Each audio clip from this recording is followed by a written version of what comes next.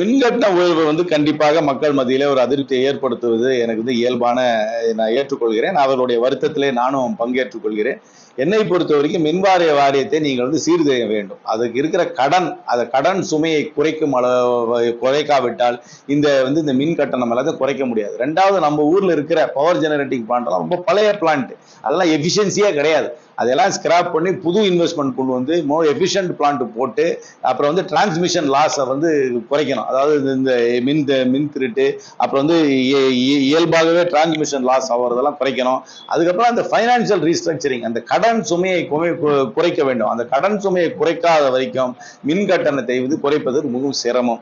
அதை ஆக்கப்பூர்வமாக எந்த அரசாங்கமும் கடந்த 25 ஆண்டு காலமா செய்யவில்லை. அதனால இந்த அரசாங்கத்தால மட்டுமே இந்த மின் உயர்வு வந்துருச்சுன்னு நான் சொல்ல மாட்டேன். கடந்த காலத்திலையும் சீர்திருத்தம் செய்யாதனால அதோட பின்விளைவு தான் இப்ப மின் கட்டண உயர்வு இருக்கு. அதற்கு ஆக்கப்பூர்வமாக அவர்கள் ஒரு சீர்திருத்தத்தை கொண்டு வருவதற்கு அரசாங்கம் முயற்சி எடுத்துக்கொள்ள வேண்டும்.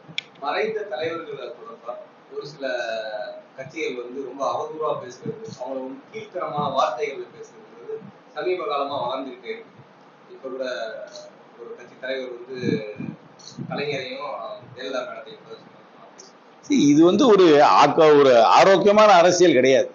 ஆரோக்கியமான அரசியல் எதிர்காலத்தை நோக்கி செல்ல வேண்டும். எதிர்காலத்துல மக்களிடம் என்ன எத்தகைய திட்டங்களை கொண்டு போகலாம், எத்தகைய சீர்திருத்தத்தை கொண்டு வரலாம், எத்தகைய பொருளாதார யுக்திகளை கையாளலாம் என்பதுதான் விவாதிக்க வேண்டும். அந்த விவாதமே இல்லை தமிழ்நாட்டு அரசியல். எனக்கு என்ன வருத்தம்னா, விவாதம் எல்லாமே உணர்ச்சி இல்ல கவர்ச்சியை பற்றி தான் இருக்கு. ஒண்ணு சினிமாவை பற்றி, துறையிலிருந்து வருகின்ற நபர்கள் அரசியலுக்கு வருகிறார்கள், அவர்கள் வந்தா என்ன செய்வார்கள் என்று ஒரு விவாதம் நடக்குது. இல்ல உணர்ச்சி ரீதியாக கடந்த காலத்தை பற்றியோ உணர்ச்சி ரீதியான விவாதம் நடக்கிறது. ஒரு வளர்ச்சியை பற்றி, ஒரு வளர்ச்சி பாதையை பற்றி எந்த அரசியல் மேடையிலேயாவது டிஎன்இபியை எப்படி டிஎன்இபியை எப்படி சீர்திருத்தான் விவாதம் பண்ணுவது கிடையாது. நம்ம நாட்டில் இருக்கிற தெருநாய் பிரச்சனை எப்படி தீர்க்கலான்னு விவாதம் பண்றது கிடையாது. நம்ம ஊர்ல இருந்து ஒரு ஊர் கூட ஸ்வச் பாரத் 20 லிஸ்ட்ல தமிழ்நாட்டுல இருந்து ஒரு ஊர் கூட கிடையாது. 20 இந்தியாவில் இருக்கிற ஸ்வச் பாரத் லிஸ்ட் வச்சிருக்காங்க. இந்தோர் தான் எல்லாத்தோட தூய்மையான ஊர். அந்த 20 லிஸ்ட்ல ஒரு ஊர் கூட தமிழ்நாட்டை சார்ந்த ஊர் கிடையாது. இந்தியாவிலே அதிகமாக கார் ஆக்சிடென்ட் ஆகி இறந்து போறது, ரோடு ஆக்சிடென்ட் ஆகுறது தமிழ்நாடு. இதை பத்தி விவாதம் செய்வது கிடையாது.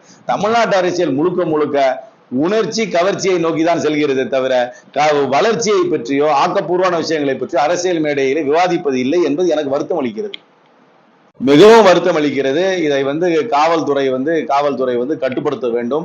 திடீர்னு இப்ப போய் 77 ரவுடிகளை அரெஸ்ட் பண்ணிருக்கேன்னு சொல்றாங்க. அப்ப இவ்வளவு நாள் அந்த ரவுடிகள் இருந்தது காவல்துறைக்கு தெரிஞ்சுதானே இருந்திருக்கு.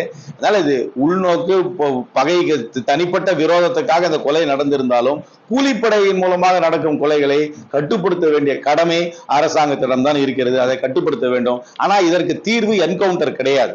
என்கவுண்டர் செய்வதை நான் வன்மையாக கண்டிக்கிறேன். யாராக இருந்தாலும் அவர்களை குற்றவாளிகளை கைது செய்து நீதிமன்றத்துக்கு முன்னாடி அவர்களை நிறுத்தி அவர்களை தண்டனை தர வேண்டுமே தவிர என்கவுண்டர் செய்வதை ஏற்றுக்கொள்ளவே முடியாது. அந்த கூலிப்படைக்கும் காவல்துறைக்கும் வித்தியாசம் இல்லாமல் போய்விடும் என்கவுண்டர் செய்தார்கள் என்று. ஒரு ஜனநாயக நாட்டிலே சட்ட ரீதியாக அரசியல் சாசனம் படி நடக்கும் நாட்டிலே என்கவுண்டர்களை ஏற்றுக்கொள்ளவே முடியாது. இருக்கே எல்லா இடத்துலயுமே இப்போ இந்த மாதிரி சம்பவங்கள் நடக்குது. அதுக்கு சட்ட ரீதியாக அவர்கள் நடவடிக்கை எடுக்க வேண்டும். சட்ட ரீதியாக அதுக்கு மேல வழக்கு போட வேண்டும். சட்ட ரீதியாக அது நீதிமன்றத்தின் மூலமாக தண்டனை வழங்க வேண்டும்.